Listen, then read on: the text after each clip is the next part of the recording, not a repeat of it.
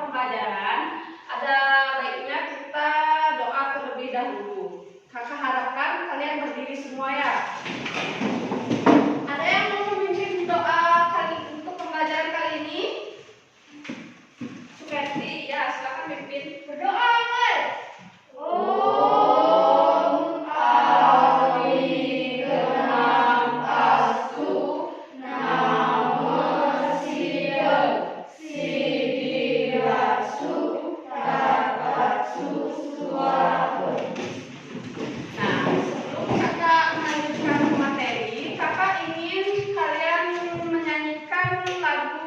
Lagu wajib nasional. Ada yang tahu contoh lagu wajib nasional? Ada yang tahu? Seperti Indonesia Raya. Ya, Indonesia Raya.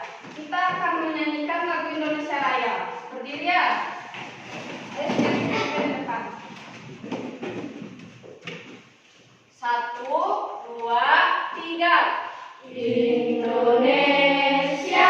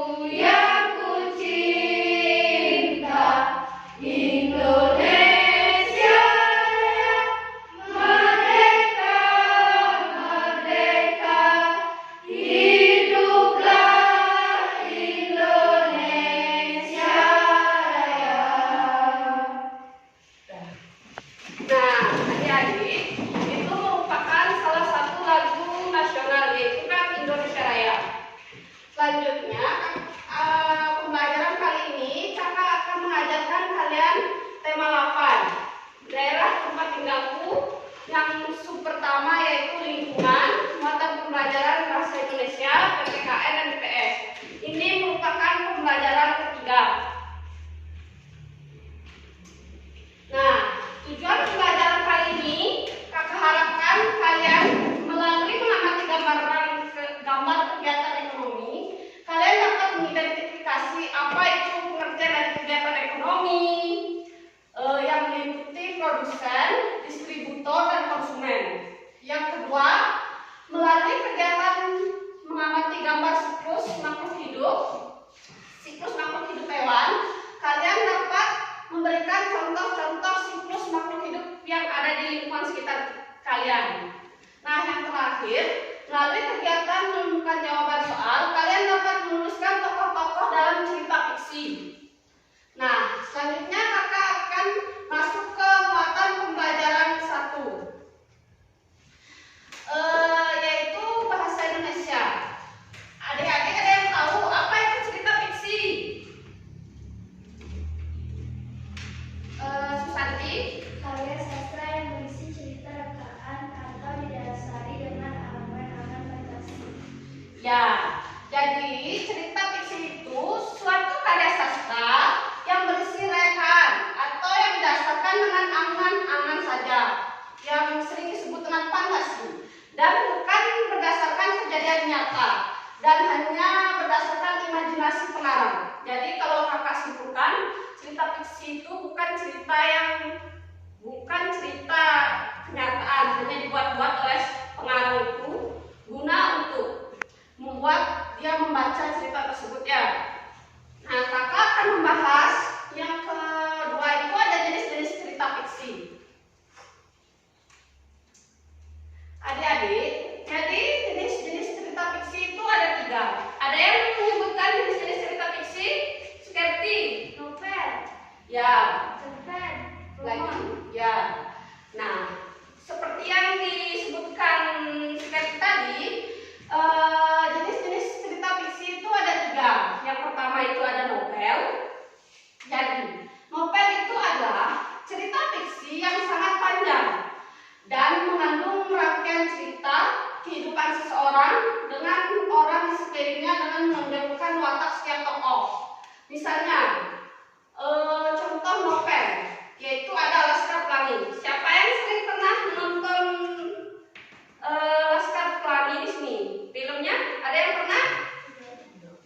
Enggak kan? Jadi di film Laskar Pelangi itu menonjolkan kisah seseorang yang bernama Maher,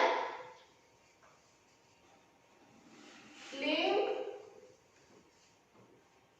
dan Bu Muslimah. Jadi mereka itu menceritakan kehidupan seorang pendidikan di Bangka Belitung. Sekolahnya itu sudah tua tapi semangat mereka untuk mengejar cita-cita itu sangat tinggi.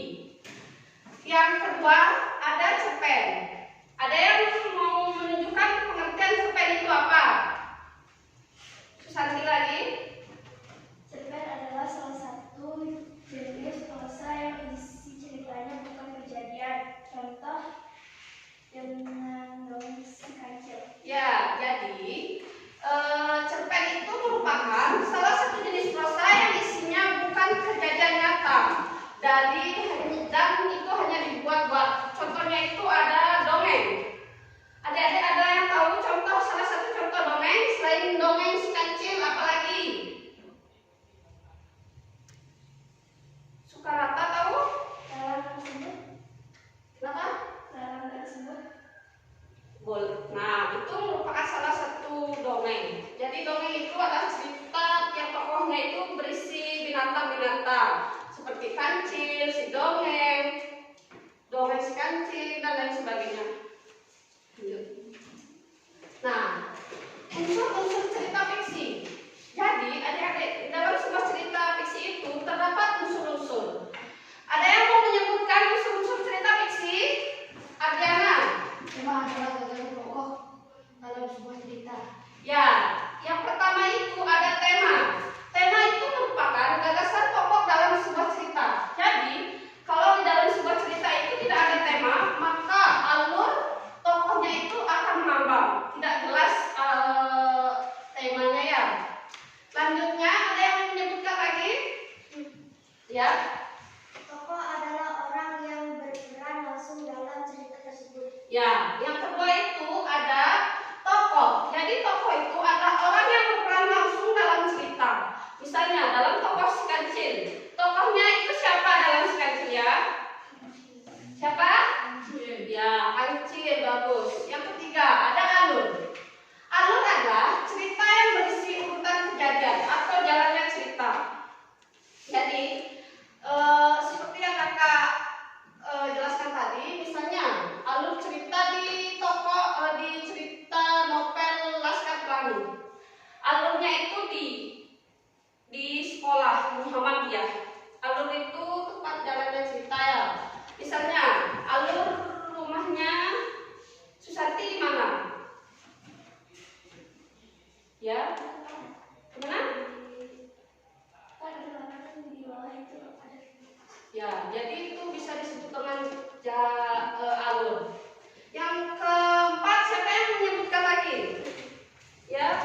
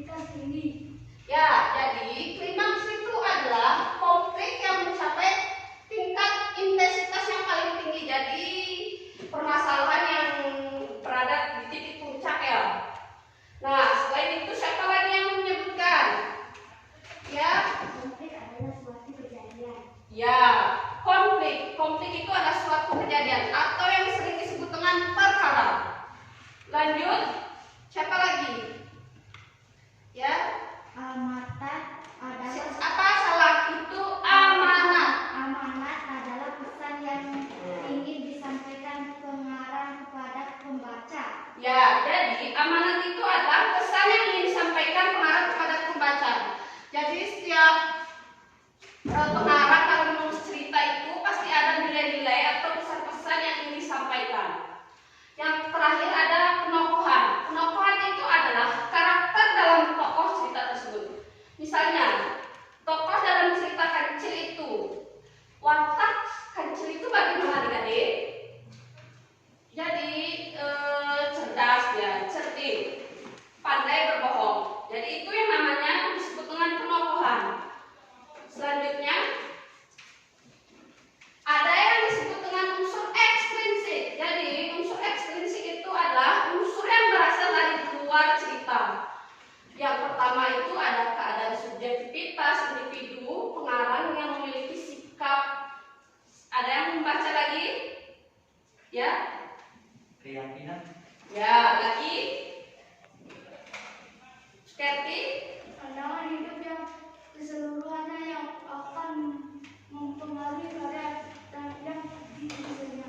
Ya, itu. Selanjutnya ada psikologi, ada pandangan hidup suatu bangsa. Yang terakhir ada berbagai karya seni yang lain. Selanjutnya, kakak akan. Nah, struktur teks cerita fiksi. Yang pertama itu ada apa aja adik-adik? Adiana bisa sebutkan? Ekstrak jawaban opsional atau boleh tidak ada inti dari teks cerita fiksi. Ya, yang pertama itu ada abstrak. Abstrak itu merupakan opsional boleh atau tidaknya inti dari teks cerita tersebut. Yang kedua, ada orientasi. Orientasi merupakan pengenalan tema, latar belakang, serta tokoh-tokoh dalam cerita fiksi. Misalnya, tokoh dalam cerita fiksi itu ada si Kancil. Si Kancil ini orangnya suka mencuri, suka pandai dalam berbicara. Itu yang disebut dengan orientasi. Yang ketiga itu ada komplikasi. Komplikasi itu merupakan klimaks dari teks fiksi. Yang keempat ada evaluasi. Evaluasi merupakan bagian dalam teks naskah yang berisi pembahasan dan penyelesaian masalah. Yang kelima ada yang menyebutkan Sukerti. Yang kelima, Resolusi merupakan bagian inti pemecahan masalah yang dialami oleh tokoh. ya, jadi resolusi itu adalah bagian dari inti penyelesaian pemecahan masalah. Misalnya itu pada si Kancil, dia menjadi penengah. Yang terakhir itu ada koda yang berisi amanat dan juga pesan moral yang diambil dalam cerita fiksi. Nah, ini merupakan contoh cerita fiksi. Ada yang bisa tahu ini gambar siapa nih? Cerita fiksi apa? Sangkuriang. Sangkuriang, ya. Nah, jadi itu merupakan contoh cerita fiksi. Nah, dari penjelasan tadi, apakah sudah ada yang dimengerti adik-adik? Ada yang perlu ditanyakan? Tidak. Ada. Kalau gitu, kakak akan lanjutkan ke muatan pembelajaran 2, yaitu IPS. Adik-adik bisa bisa menunjukkan itu gambar apa? Berbelanja. Angkat tangan. Ya, gambar apa itu? Berbelanja. Ya, itu merupakan gambar berbelanja. Apa lagi? Siapa bisa lihat itu gambar apa saja? Ya, Dagang. pedagang. Lagi seperti? Buah-buahan. Ya, ada buah-buahan. Lagi? Sayur-sayuran. Ya. Pembeli. Ya, bagus. Itu merupakan contoh kegiatan ekonomi seperti yang ada dijelaskan tadi itu. Jadi, kegiatan ekonomi adalah suatu kegiatan yang dilakukan oleh sekelompok orang atau individual untuk memperoleh suatu barang dan jasa dalam kehidupannya. Nah, seperti ini kan gambar seseorang. Dia melakukan jual beli. Guna dia melakukan jual beli ini untuk apa adik-adik? Untuk menghasilkan barang, dan si penjual ini juga mendapatkan uang. Jadi itulah yang disebut dengan kegiatan ekonomi. Nah adik-adik, dari melakukan kegiatan ekonomi ini pasti memiliki sebuah tujuan. Yang pertama itu ada tujuan melakukan kegiatan ekonomi itu untuk memilih barang dan jasa yang diperlukan dalam memenuhi kebutuhannya.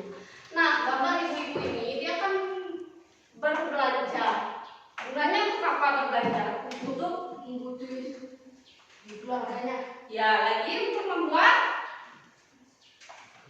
ini kan pembeli sayur. Sayurannya itu digunakan untuk apa adik-adik? Nah, itulah tujuannya.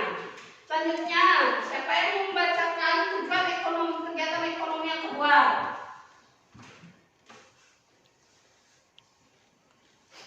Sukarti.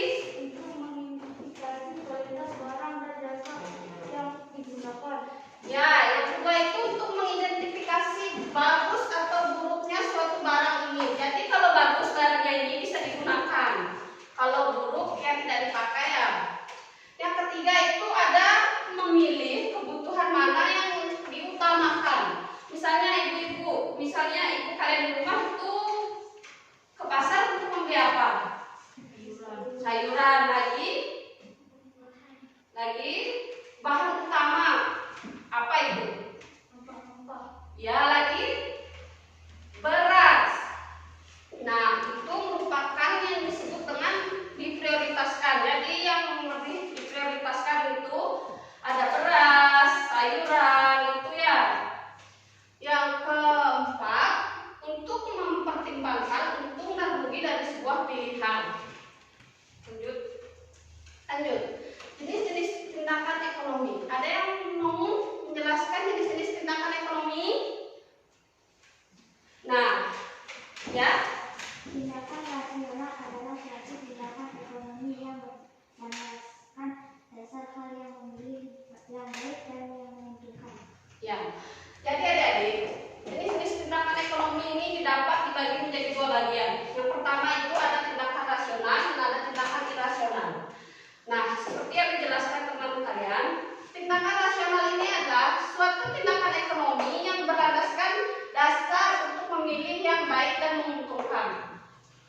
Yang kedua, ada tindakan irasional, adalah suatu tindakan manusia yang memperkirakan bahwa suatu hal itu sangat menguntungkan dan ini yang memilih dan ini memperkirakan. Lanjut. Nah, jenis-jenis dasar kegiatan ekonomi. Ada yang mau menyebutkan jenis dasar kegiatan ekonomi? Ya? Penyabit. Ya, itu sebenarnya termasuk. Tapi ini udah kakak buat jenis kegiatannya itu, jenis-jenis dasarnya ya. Tegaskan, pertama ada kegiatan ekonomi primer. Yang kedua ada kegiatan ekonomi sekunder. Yang ketiga ada kegiatan ekonomi kuarter. Jadi kegiatan ekonomi primer ini berkaitan dengan bahan baku. Misalnya perdagangan, melakukan perdagangan. Perdagangan itu merupakan kegiatan ekonomi primer.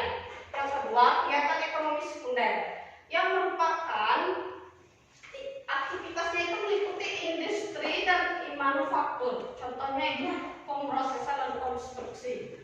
Yang ketiga ada ekonomi kuarter atau sering disebut dengan pengetahuan. Lanjut.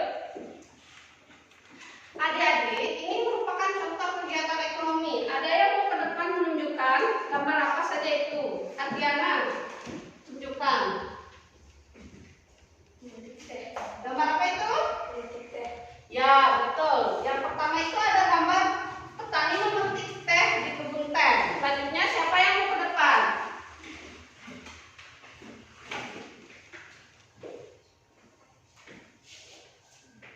Gambar apa itu? Seorang laki memberi bebek makan. Ya, itu gambar seorang laki-laki memberi bebek makan. Selanjutnya siapa lagi? Gambar apa itu? Seorang lelaki menangkap ikan. Ya, lagi ada yang mau ke depan? Suketi. Ini. Gambar apa adik-adik? Lelaki membuat pot. Ya, lagi ada yang belum di kelompok sana ya yang ini. Gambar apa itu? Suasana pasar. Ya, gambar suasana pasar. Lagi? Udah cukup. Nah, jadi ini merupakan contoh-contoh kegiatan ekonomi ya adik-adik.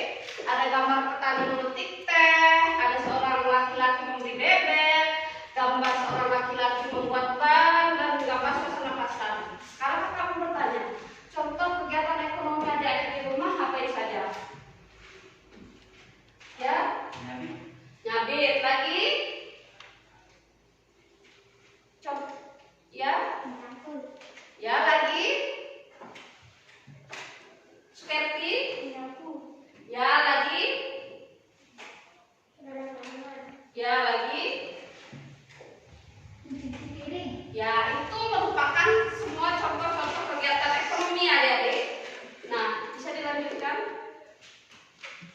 Nah, kemudian ada yang disebut dengan pelaku ekonomi. Jadi, adik-adik, pelaku ekonomi ini adalah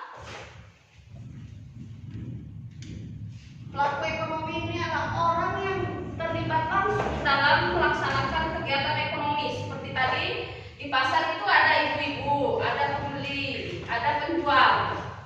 Nah, jadi itulah yang disebut dengan kegiatan ekonomi, pelaku ekonomi. Adik-adik ada yang mau menyebutkan pelaku ekonomi itu dapat dibagi menjadi beberapa bagian. Ya, bisa ditunjukkan, kakak maksud kakak bisa disebutkan. Produsen adalah organisasi yang dibentuk dan dikembangkan untuk menghasilkan barang dan jasa untuk memenuhi kebutuhan masyarakat. Ya, jadi pelaku ekonomi itu ada 3 bagian ya adik-adik. Yang pertama ada produsen. Jadi produsen ini adalah suatu organisasi yang dibentuk dan dikembangkan untuk menghasilkan barang dan jasa dalam memenuhi kehidupan manusia. Misalnya, produsen itu kalian ibu memasak ayam. Terus ayam ini diolah menjadi ayam goreng. Jadi ibu ini disebut dengan produsen karena dia menghasilkan ayam, mengelola ayam menjadi ayam goreng. Nah, ada yang bisa memberikan kakak satu contoh aja produsen? Ada? Ada yang memberikan contoh? Sekali bisa memberikan kakak satu contoh? Ya, membuat sepeda. Lagi? Membuat sepeda lagi? Membuat kompor. Ya, lagi? Lagi? Ada yang mau menyebutkan? Apa? Membuat kasur. Membuat kasur. Jadi itu yang disebut dengan produsen. Kemudian selanjutnya ada distributor. Distributor itu adalah sekelompok orang atau individu yang berperan sebagai perantara bagi produsen dan konsumen. Jadi distributor itu orang yang mengirimkan barang tersebut. Misalnya ya, produsen membuat kasur lalu dikirimkan oleh distributor. Kalau tidak ada distributor, maka produsen tidak akan bisa mengirim barang tersebut. Bisa mengerti? Nah, yang terakhir ada kegiatan konsumsi. Apa itu kegiatan konsumsi? Ada yang menjelaskan? Seperti? Barang dan jasa yang dihasilkan oleh produsen. Nah, jadi betul sekali.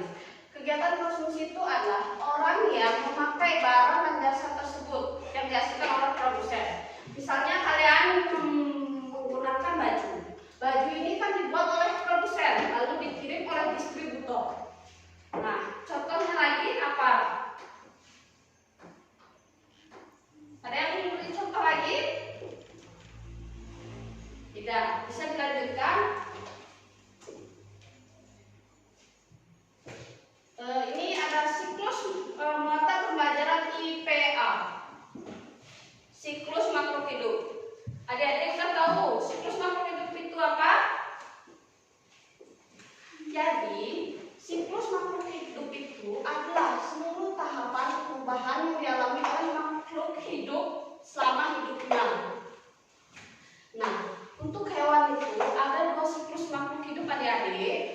Yang pertama itu ada siklus metamorfosis sempurna dan metamorfosis tidak sempurna. Ada yang menjelaskan pengertian metamorfosis sempurna? Itu yang memang Metamorfosis yang perkembangan individu makhluk hidup yang melalui telur, larva, pupa, dan dan dewasa. dewasa. Nah, jadi metamorfosis sempurna itu adalah metamorfosis perkembangan individu makhluk hidup yang melalui sebuah telur, larva, pupa, dan dewasa. Yang kedua, ada metamorfosis tidak sempurna. Adik-adik bisa, siapa yang mau dijelaskan? Ya, Metamorfosis perkembangan individu makhluk hidup yang terdiri atas 3 tahapan, yaitu telur, nimfa, dan nimfa dan imago. Jadi itu yang disebut dengan metamorfosis tidak sempurna. Lanjut. Nah, contoh hewan yang mengalami metamorfosis tidak sempurna. Ada yang tahu ini gambar apa? Ayam. Jadi, telur-telur ayam ini dierami selama 21 hari oleh induknya. Kemudian, dia berubah menjadi anak telur. Selanjutnya, dia berubah menjadi dan menetas menjadi anak ayam. Ini anak ayam kan? Lanjut menjadi ayam dewasa lagi. Lanjut. Yang kedua, ada gambar apa itu adik-adik? kucing. Ada yang mau menjelaskan perubahan siklus kucing? Siapa yang mau ke depan? Adiana mau ke depan? Ya, depan sini. Jelaskan. Ini anak. Ini gambar apa? Anak kucing. Ya, anak kucing lalu berubah menjadi kucing muda. Lagi kucing dewasa. Nah, itulah. Tepuk tangan buat Adiana. Bagus sekali. Adiana menjelaskan siklus makhluk kucing. Tadi dia menjadi anak kucing, kemudian tumbuh menjadi kucing muda, lalu kembali lagi menjadi dewasa. Lanjut. Yang kedua, ada metamorfosis tidak sempurna. Jadi tadi sudah dijelaskan oleh pemangkin kalian. Metamorfosis sempurna itu adalah yang tidak suatu perubahan individu yang tidak hanya mengalami 3 perubahan saja. Yang pertama itu ada siklus hidup kecoa. Adik-adik bisa lihat ini gambar kecoa kan? Ya. Ada yang bisa menunjukkan prosesnya? Bisa? Nggak bisa dilihat ya? Nah, jadi dia pertama itu dari telur menetas menjadi nimfa tingkat 1. Kemudian menetas jadi nimfa tingkat 2, baru tumbuh menjadi kecoa dewasa, kemudian kembali jadi ke dewasa 2. Lanjut. Nah, ini siklus gambar apa ya, adik? Ada yang mau ke depan menunjukkan? Mau? Ya, ke depan. Nanti coba tunjukkan perubahan siklusnya. Kerasnya caranya? Dari telur Ya, dari telur ke nimfa, lagi ke nimfa tingkat 2. Lalu 3, ya lagi nimfa tingkat 4, kembali menjadi imago atau belalang dewasa. Bagus, tepuk tangan buat teman kalian. Nah, jadi itu sudah dijelaskan siklus belalang. Selanjutnya upaya pelestarian hewan dan tumbuhan.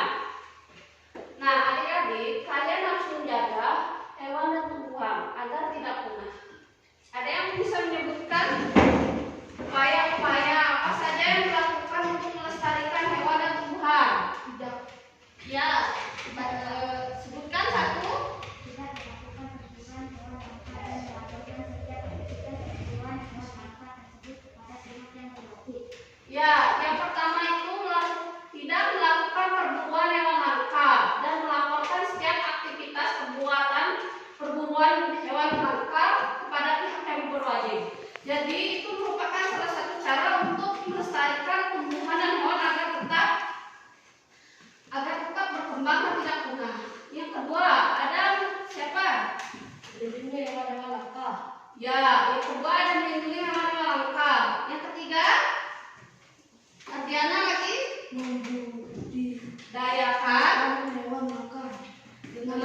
tempat penangkaran di hewan agar bisa berkembang biak untuk melepas mereka ke alam bebas. Ya. Lagi siapa yang menyebutkan? Sukerti? Tidak melakukan penebangan pohon secara liar. Ya, tidak melakukan penebangan pohon secara liar. Selanjutnya, Sukerti? Siapa? Susanti? Melakukan tebang pilih artinya menebang pohon yang sudah berusia. Ya, selanjutnya. Baik ya. Melakukan penebangan hutan kembali yang telah mundur. Ya, jadi itu upaya pelestarian hewan dan tumbuhan.